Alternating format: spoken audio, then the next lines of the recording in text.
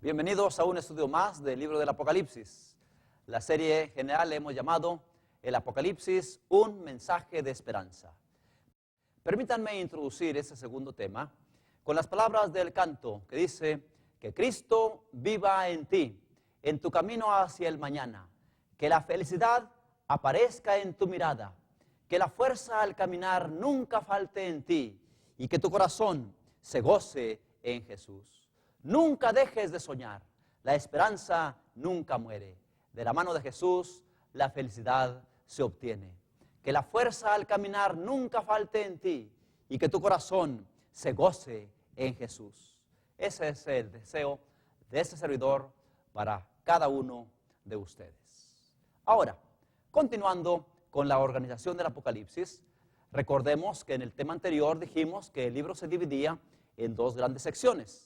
La sección histórica, los primeros 14 capítulos, y la sección escatológica, los últimos 8 capítulos.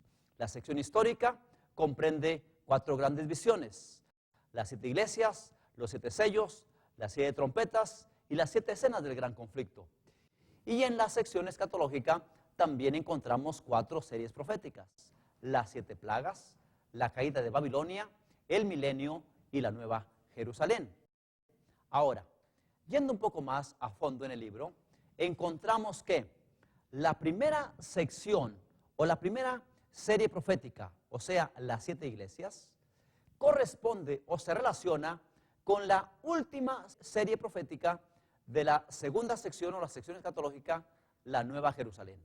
O sea que las 7 iglesias se relaciona con la Nueva Jerusalén. ¿En qué forma? En las 7 iglesias se presenta a la iglesia esparcida en 7 ciudades. Y en la última parte del Apocalipsis se presenta a la iglesia reunida en una sola ciudad. Al inicio del Apocalipsis, al hablar de las 7 iglesias, Jesús envía cartas de amonestación, cartas de amor y cartas de consejo a las iglesias, a su pueblo esparcido. En la última parte del Apocalipsis, Cristo ahora está con su pueblo en la Nueva Jerusalén. Primero disperso, ahora reunido. Primero la iglesia militante dispersa en 7 iglesias, pero al final está la iglesia triunfante reunida en la Nueva Jerusalén. Luego, la segunda parte, los 7 sellos, se relaciona con el milenio. En los 7 sellos encontramos que Cristo defiende a su iglesia afligida, pero en el milenio Cristo recompensa a su esposa triunfante que está ahora con él en la patria celestial. Luego, en las 7 trompetas, encontramos que hay severos juicios que amonestan al mundo por atacar a la novia de Cristo.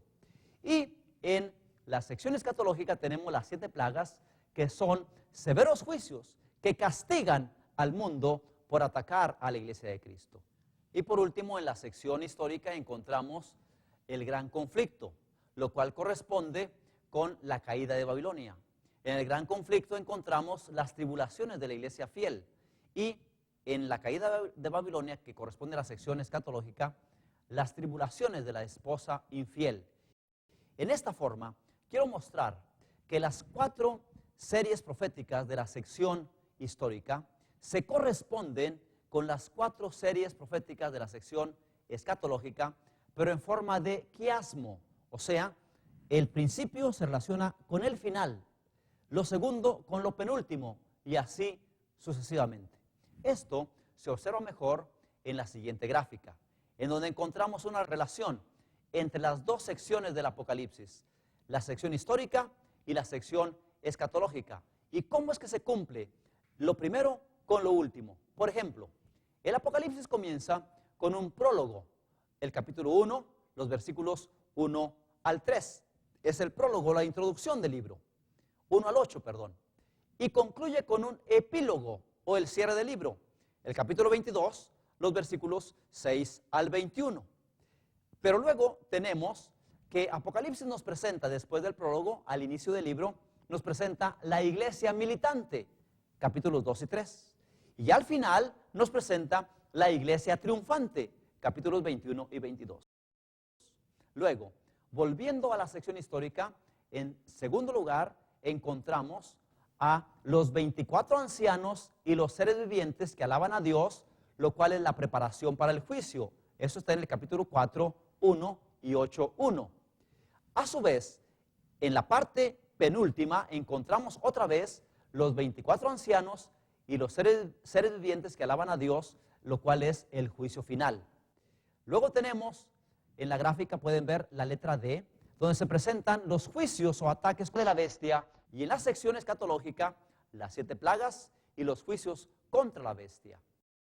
Avanzando más hacia el centro, nos encontramos luego con los 144,000 que cantan un cántico nuevo. Y en la sección escatológica también los 144,000 que cantan el cántico de Moisés y del Cordero. Luego, llegando ya casi al centro del Apocalipsis, encontramos en la sección histórica los mensajes de los 3 ángeles, mensajes de advertencia. Y luego encontramos la cosecha realizada por los 3 ángeles cuando Cristo viene a la tierra, Apocalipsis 14, 14 al 20. Y justo al centro, entre las 2 mitades del Apocalipsis, entre la sección histórica y la sección escatológica, encontramos lo que es el tema central del Apocalipsis. Cristo viene a la tierra. Apocalipsis capítulo 14, mejor dicho, donde Cristo viene a la tierra, que es el tema central del Apocalipsis. De modo que el tema central del Apocalipsis es la segunda venida de Cristo. Y Jesús es el centro del Apocalipsis. Muy bien, vayamos ahora al estudio que nos corresponde para este segundo seminario, los mensajes a las 7 iglesias. Permítanme decirles que esos lugares son lugares que realmente existieron. Fueron ciudades de aquellos tiempos en los cuales había iglesias, congregaciones cristianas, y Jesús, a través del apóstol Juan, envía esos mensajes a esas iglesias. Tenemos un mapa donde podemos ubicarlos perfectamente: Éfeso, Esmirna, Pérgamo, Tiatira, Sardis, Filadelfia y la Odisea. Todos estos lugares se encuentran o se localizan en lo que actualmente conocemos como Turquía. Quiero decirles que hace unos 2 años tuvimos la oportunidad de visitar cada uno de estos lugares. Y tuve la oportunidad de tomar algunas fotografías de las ruinas, de lo que existe actualmente, de esos lugares a los cuales se les envían los mensajes a las 7 iglesias. Aquí podemos ver en esta fotografía ruinas de la antigua ciudad de Éfeso. Ahí estamos señalando 2 columnas de lo que fue el templo de la diosa Diana.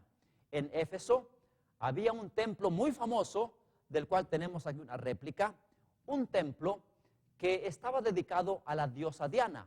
Incluso el libro Hechos de los Apóstoles nos presenta unos problemas que el apóstol San Pablo tuvo allí en Éfeso, porque al hablar acerca de Cristo, al conseguir muchos creyentes para el evangelio, pues dejó de haber adoradores de la diosa Diana y dejaron de venderse sus estatuas y las figuras de su templo.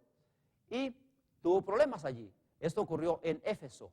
Ahí está una fotografía también de la biblioteca de la antigua ciudad de Éfeso. Otra foto del teatro de la gran ciudad, en ese amplio teatro donde cabía unas 80,000 personas. Tuvimos la oportunidad de tomarnos una fotografía. Aquí es otra fotografía donde aparece mi hermano y otros profesores de la Universidad de Lindavista. Aquí están fotografías de las estatuas que actualmente se venden todavía de la diosa Diana. En esta fotografía aparece su servidor con otros compañeros de la Universidad de Montemorelos que estuvimos haciendo este recorrido. Aquí está ahora una ruina de la antigua ciudad de Esmirna. Es como un acueducto de esa antigua ciudad. Aquí podemos tener una vista de la ciudad moderna de Izmir. Actualmente existe una ciudad no llamada Esmirna, sino Izmir, una ciudad moderna, muy cerca de lo que antiguamente fue Esmirna. Ruinas de la antigua ciudad, una señora vendiendo sus productos, sus artesanías a los turistas, otras personas musulmanes que son los que habitan esas tierras.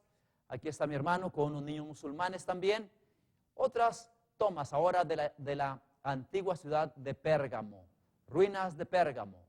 Ahí están estas ruinas de Pérgamo. Tiatira, ruinas de la antigua ciudad de Tiatira. Definitivamente todo esto pues está en ruinas. Sin embargo, todavía quedan vestigios de lo grande que fueron estas ciudades. La ciudad de Sardis, algunas ruinas que quedan de aquella antigua ciudad de Sardis. Aquí está una ruina antigua de Filadelfia. Esto es una columna, como pueden ver, muy ancha.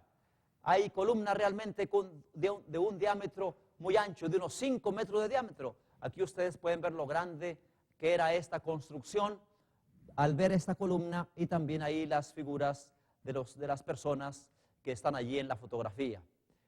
Y en cuanto a la Odisea, ahí está una toma a lo lejos, aquí está más cerca de la ruina de la Odisea, y ahí estamos, en estos lugares que tuvimos oportunidad de visitar. Muy bien, después de haber mostrado esas fotografías, quisiera que pasemos a la aplicación de los mensajes a las 7 iglesias. Los mensajes que encontramos registrados allí en el Apocalipsis, si gustan podemos abrir nuestra Biblia, están en Apocalipsis capítulo 2 y 3, los mensajes a las 7 iglesias. Por ejemplo, comienza diciendo el capítulo 2, escribe al ángel de la iglesia en Éfeso, el que tiene las 7 estrellas en su diestra y anda entre los 7 candeleros de oro, dice esto. Y entonces viene el mensaje que se le envía a la iglesia de Éfeso. Hay una triple aplicación de sus mensajes. En primer lugar, se aplican a cada iglesia local, a cada una de las iglesias que existieron en aquel tiempo. Con esto quiero decir que cuando los miembros de la iglesia, de aquel tiempo, de aquel lugar, leían esa carta y ese mensaje, para ellos tenía sentido. Sabían de qué se trataba, porque el mensaje se aplicaba a ellos. Los personajes, los incidentes que se mencionan, tenían relación con ellos. En segundo lugar, tiene una aplicación profética a cada uno de los 7 periodos de la historia del cristianismo. Los historiadores cristianos han dividido la historia cristiana en 7 periodos, y cada uno de los mensajes se aplica a cada uno de los 7 periodos. Por ejemplo, el mensaje dirigido a la primera iglesia, la iglesia de Éfeso, tiene una aplicación para los cristianos del primer siglo de la era cristiana, el primer periodo. El mensaje dirigido a la iglesia de Esmirna, por ejemplo, que es una iglesia que sufrió persecución, una iglesia a la cual se le dice, conozco tu tribulación y tu pobreza, Apocalipsis 2:9. Sin embargo, eres rico. Luego dice el versículo 10, no tengas ningún temor de lo que vas a padecer. El diablo ha de enviar a algunos de vosotros a la cárcel.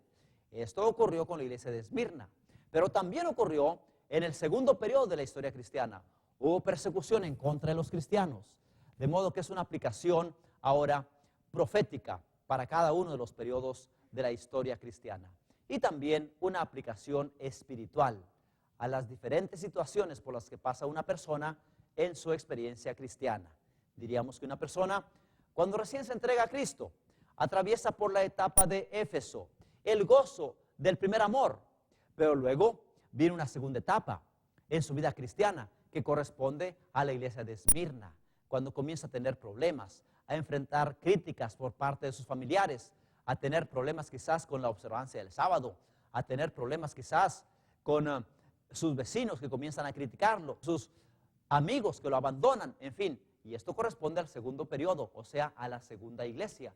Y así tenemos entonces una triple aplicación. Una aplicación local, una aplicación histórica o profética y una aplicación espiritual. Deteniéndonos ahora en lo que es la aplicación histórica, podríamos decir entonces que el mensaje dirigido a la iglesia de Éfeso se aplica a la iglesia del primer siglo. Y se le dice, yo conozco tu arduo trabajo y paciencia.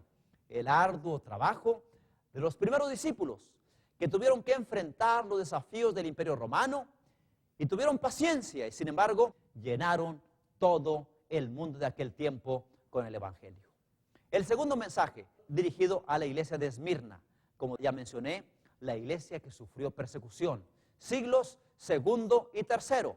Yo conozco tu tribulación y tu pobreza, no temas lo que vas a padecer, le dice el testigo fiel a la iglesia de Esmirna, lo cual corresponde al segundo periodo de la historia cristiana, los siglos segundo y tercero. Luego, el tercer mensaje dirigido a la iglesia de Pérgamo. Esto corresponde con el tercer periodo histórico, los siglos cuarto y quinto, que fue el tiempo cuando la iglesia cristiana desafortunadamente hizo alianza con el mundo. Y entonces, la iglesia cristiana, que tenía las enseñanzas puras del evangelio que Jesús le dejó, comenzó a contaminarse y a recibir dentro de sus doctrinas las prácticas provenientes del paganismo. Y se le dice, moras, ¿dónde está el trono de Satanás? Apocalipsis 2:13. Y luego tenemos el mensaje dirigido a la iglesia de Tiatira. Y aquí es un asunto serio. Corresponde al cuarto periodo histórico. ¿Y qué ocurrió allí? Es el tiempo de la Edad Media, del siglo VI al siglo XVI. Es el tiempo cuando la Iglesia Católica tuvo el control de las conciencias, el control de la cultura, el control de las artes y el control también de la política incluso. Fue una era de estancamiento en todos los aspectos, conocida como la Edad Media o la Edad Oscura. Pues esto corresponde con el cuarto mensaje dirigido a Tiatira.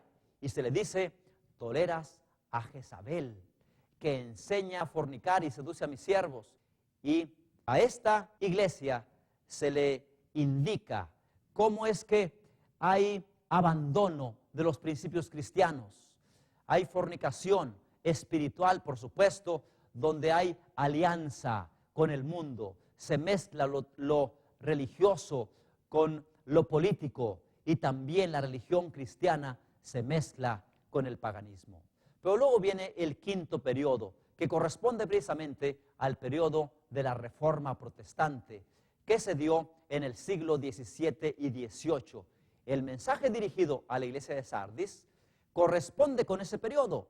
Por ejemplo, ahí se les dice, acuérdate de lo que has recibido y oído, guárdalo y arrepiéntete. Y también se le da la promesa, andarán conmigo en vestiduras blancas.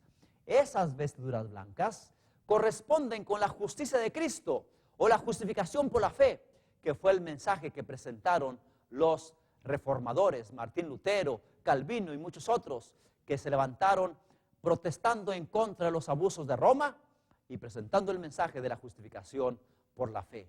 Luego pasamos al mensaje dirigido a la iglesia de Filadelfia, que corresponde al sexto periodo histórico, periodo en el cual se cumplen las señales de la segunda venida de Cristo. Se le dice, he puesto delante de ti una puerta abierta que nadie puede cerrar.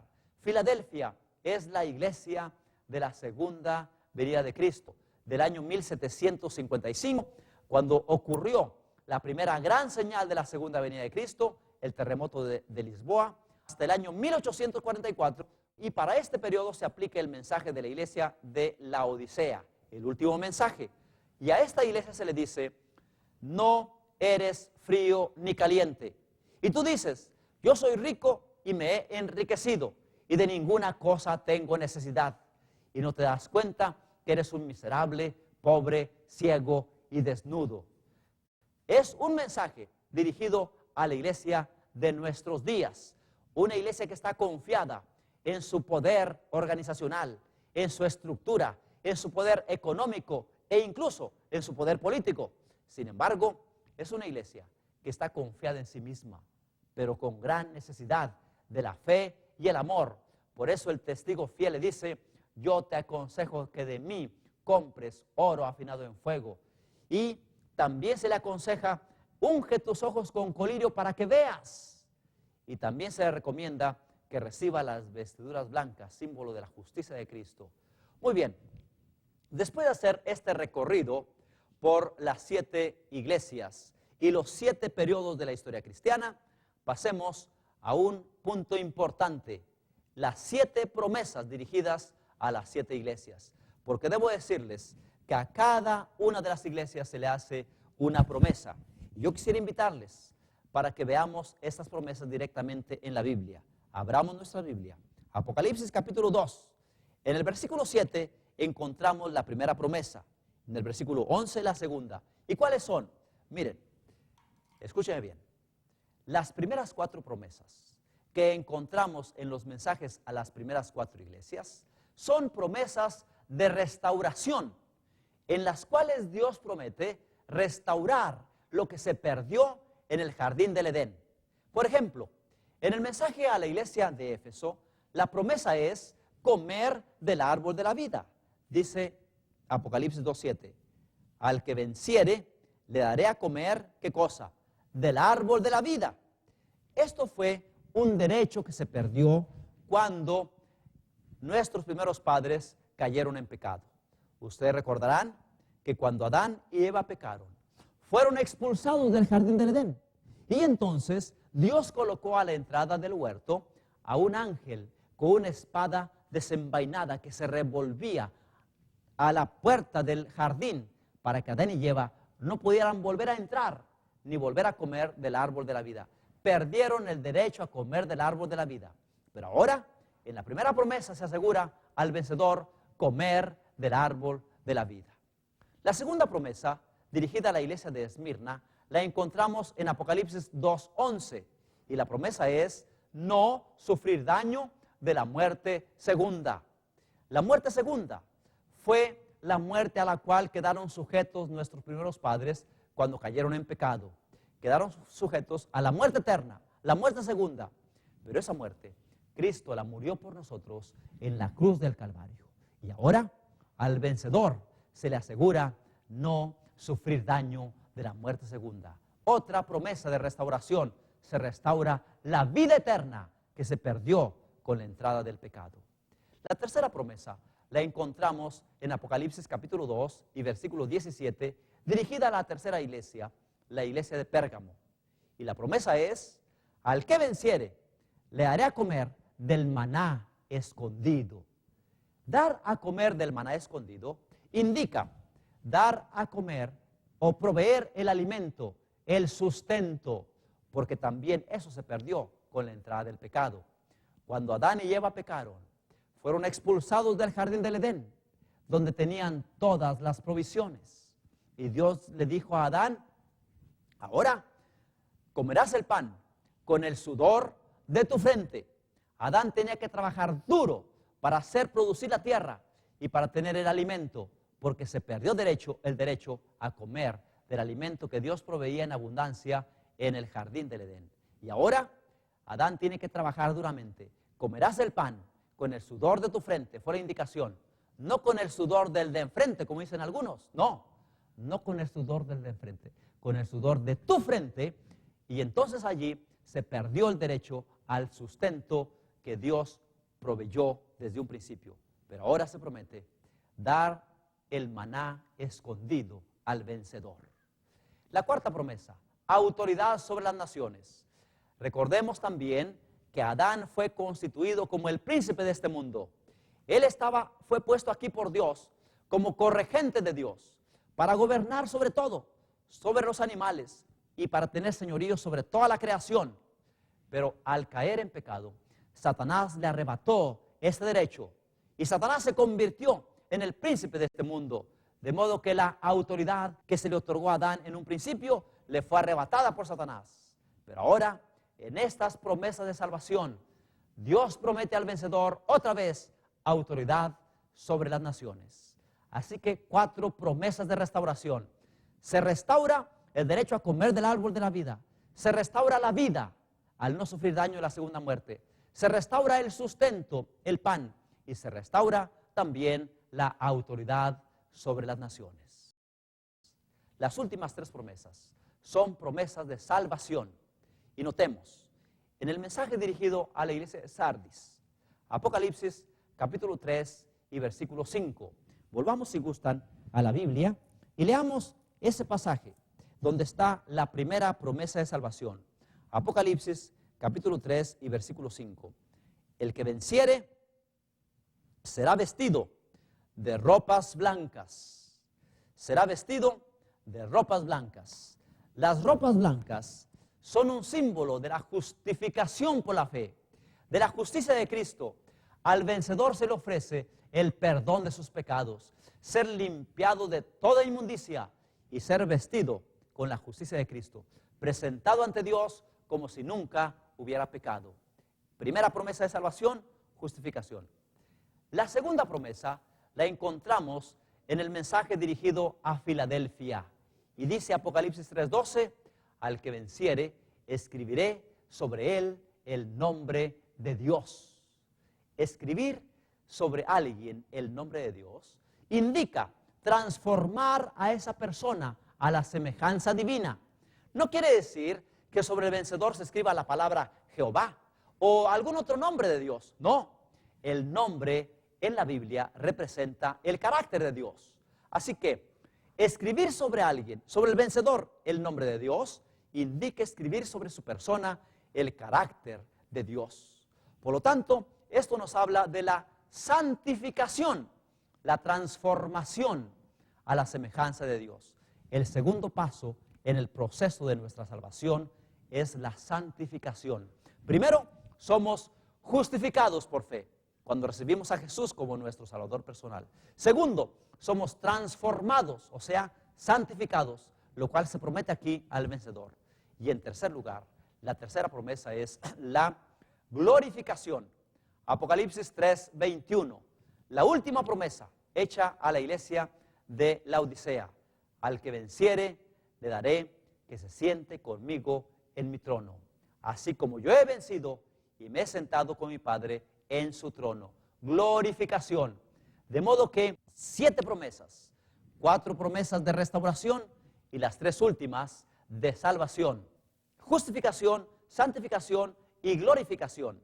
Las 3 partes del proceso de nuestra redención prometidas aquí al vencedor en los mensajes a las últimas 3 iglesias. Muy bien, por último, permítanme centrarme en un punto que a propósito hemos dejado al final y hemos pasado por alto. Quiero invitarles a que vayan con cuidado a analizar y a leer el texto de Apocalipsis 3:8.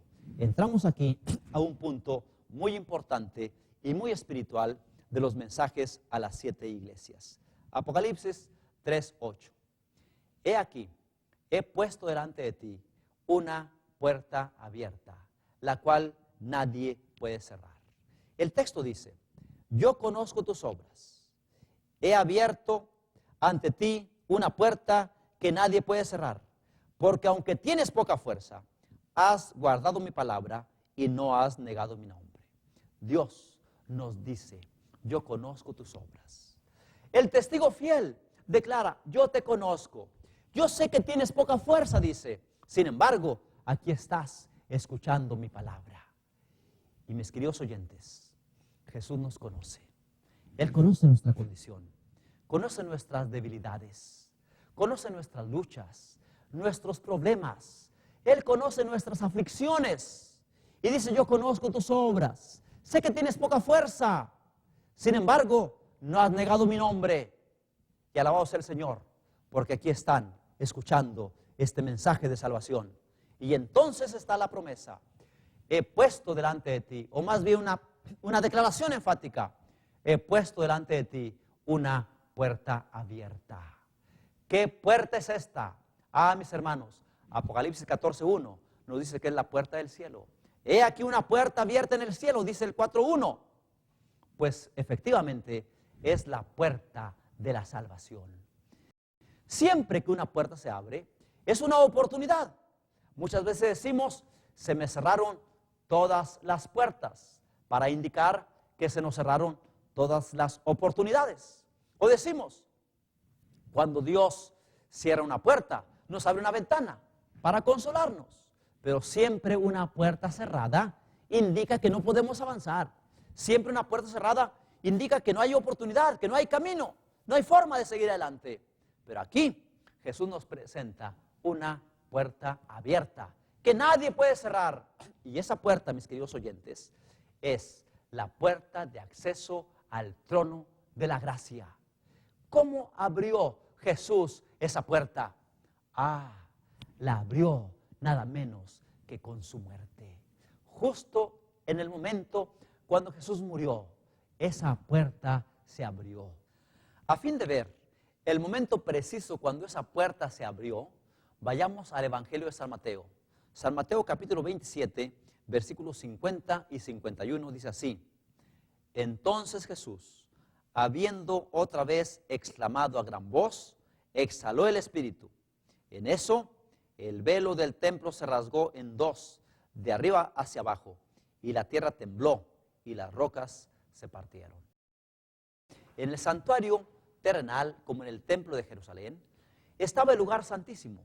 Pero ese lugar santísimo, que contenía el arca del testimonio, estaba oculto para todos con un grueso velo que impedía tanto el acceso como entrar a ese lugar que simbolizaba la presencia de Dios.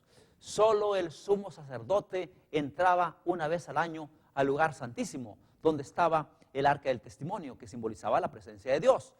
Pues aquí, Jesús con su muerte, ese velo se rasgó en dos, de arriba a abajo, para señalar que Dios mismo estaba abriendo esa puerta para todo el mundo. Por eso San Pablo dice, acerquémonos pues confiadamente al trono de la gracia, para alcanzar misericordia y para hallar gracia para el oportuno socorro. Porque el velo del templo se abrió de arriba abajo, la puerta abierta quedó para todos nosotros.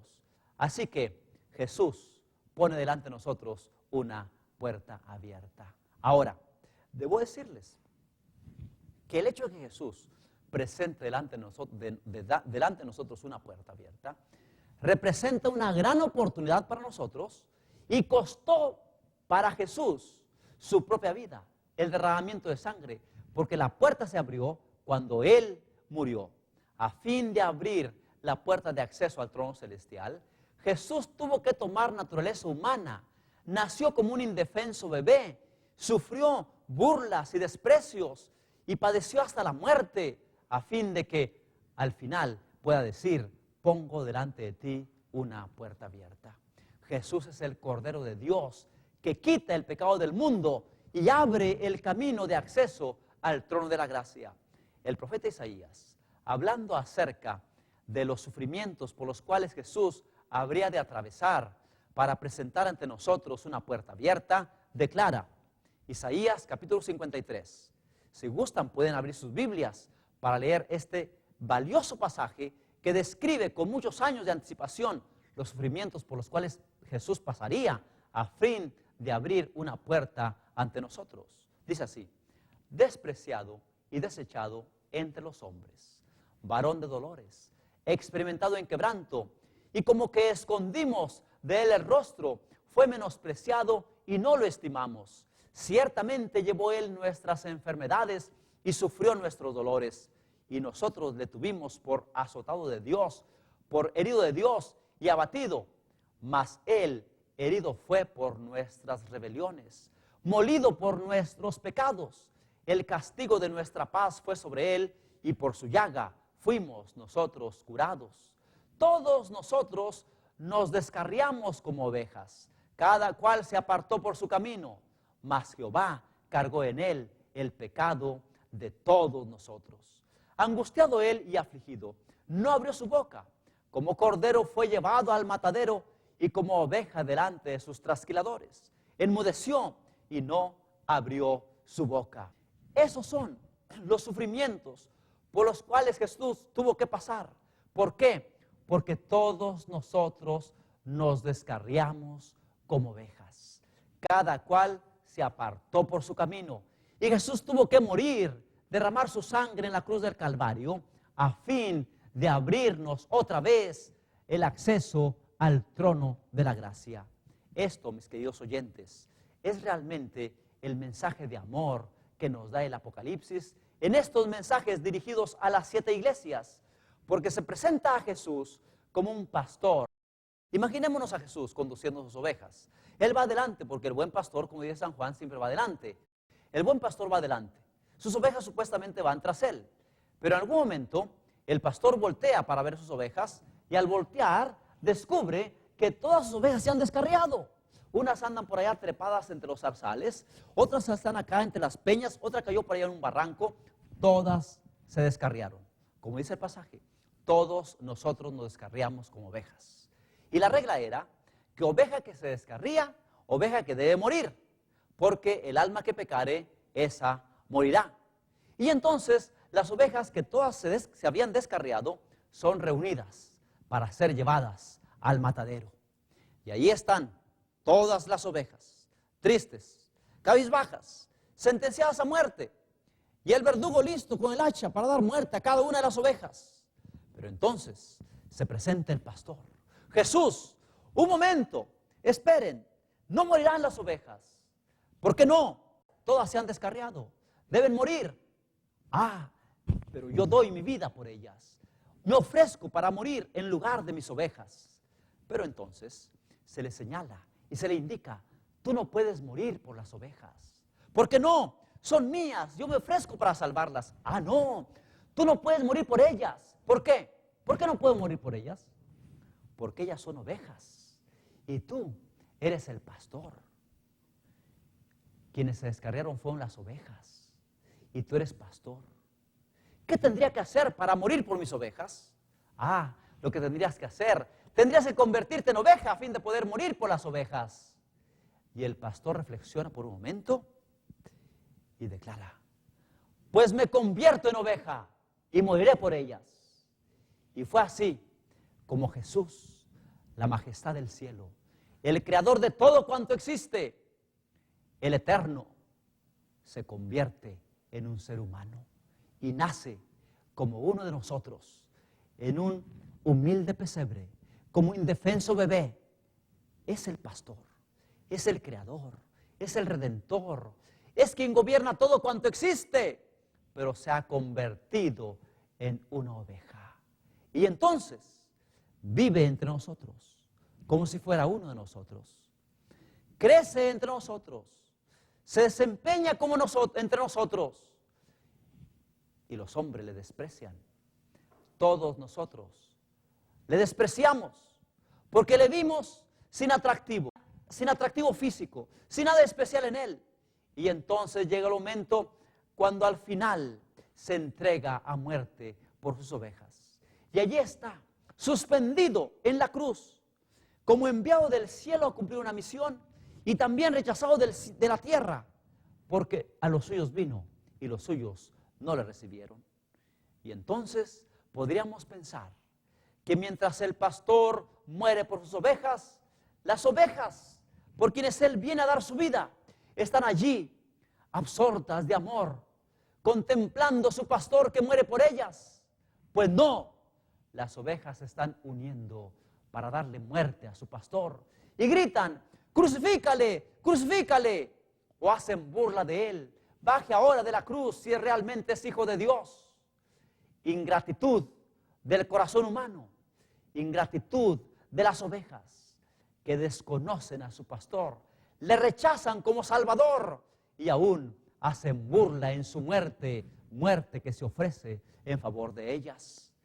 Y entonces, como dijera el profeta, todos nosotros nos descarriamos como ovejas, mas Jehová cargó en él el pecado de todos nosotros. Y Jesús, sabiendo que esa era la única oportunidad de salvación, va adelante hasta la muerte y al fin puede decir, he aquí, pongo delante de ti una puerta abierta. Ah, mis amados oyentes, pero la ingratitud no solo se manifestó en aquellos que le crucificaron, sino aún en nosotros, que nos resistimos a entrar por la puerta que Él, con su vida, abrió para nosotros. ¿Cuántas veces rechazamos la invitación al Evangelio? O la pensamos una y otra vez y resistimos a su llamado y la puerta sigue allí abierta, esperando que nosotros avancemos por fe. Sin embargo, debo decirles además que el mismo Apocalipsis 3, ahora en el mensaje a la Odisea, nos presenta otra puerta ante la cual Jesús se presenta. Apocalipsis capítulo 3 y versículo 20. Ahora Jesús llega ante otra puerta y dice, he aquí, yo estoy a la puerta y llamo. Si alguno oye mi voz y abre la puerta, entraré a él y cenaré con él y él conmigo. ¿Qué puerta es esta ante la cual Jesús toca? Es la puerta de nuestro corazón. Noten el contraste. Mientras Jesús acaba de decir en el mensaje anterior, pongo delante de ti una puerta abierta y para eso le costó la misma vida. Ahora llega ante la puerta de nuestro corazón y la encuentra cerrada.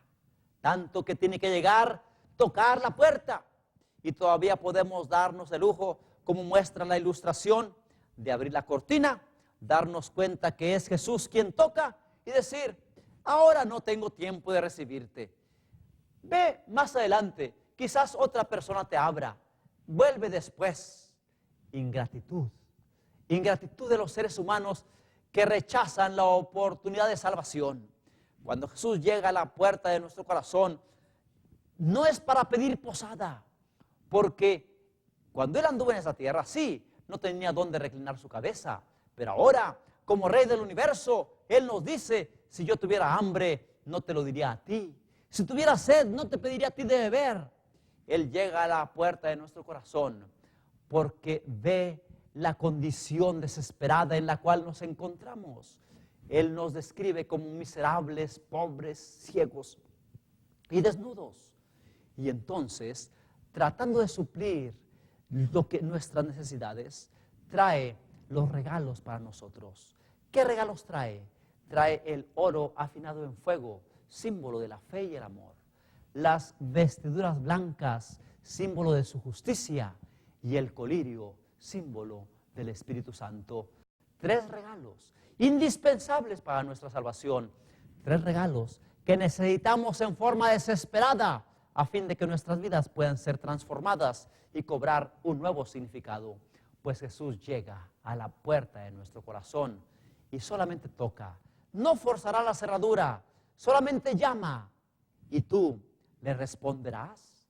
Jesús quiere entrar hoy a tu corazón porque quiere transformar tu vida. Mis amados, mis queridos oyentes, después de mostrar Jesús ese gran amor, de morir por nosotros, de derramar su sangre en la cruz del Calvario para poner ante nosotros una puerta abierta, se presenta todavía cariñosamente ante la puerta de nuestro corazón para transformar nuestras vidas y compartir con nosotros su riqueza, su carácter, su belleza, su gloria. Y nosotros todavía nos damos el lujo de rechazar su llamado. Yo espero que tú abras hoy la puerta de su corazón. Hay un canto que dice: Jesús quiere entrar hoy en tu corazón. ¿Por qué resistes su amor? El mundo no tiene nada para ti. ¿Qué le respondes tú hoy? Más de una vez ha esperado por ti y hoy Él te llama otra vez. A ver si tú quieres la puerta abrir. Oh, cómo Él quiere entrar. Si dieras un paso hacia tu Salvador, terminaría tu dolor. Sus brazos amantes abiertos están. ¿Qué le respondes tú hoy? Más de una vez ha esperado por ti y hoy Él te espera otra vez. A ver si tú quieres la puerta abrir. Oh, cómo Él quiere entrar. Jesús quiere entrar hoy a tu corazón. Él anhela transformar tu vida. Es poderoso para hacerlo. Ya lo demostró en la cruz del Calvario, abriendo para todos la puerta de la salvación. Solo resta que avancemos por esa puerta por fe y que permitamos que Jesús entre a nuestro corazón, tome control de nuestras vidas y nos transforme a su semejanza y nos llene de sus riquezas y nos prepare para vivir con Él por la eternidad. ¿Quisieras tú ahora abrir la puerta de tu corazón a Jesús? ¿Quisieras que Jesús tome el control de tu vida y te transforme a su semejanza? Yo te invito en el nombre del Señor que no resistas la invitación, porque está de por medio tu salvación eterna, una vida victoriosa, o bien una vida de miseria, la destrucción final y la muerte eterna. No hay otra alternativa, pero Jesús hoy te ofrece la oportunidad de salvación. Te invito a que abras la puerta de tu corazón. Que Dios te bendiga.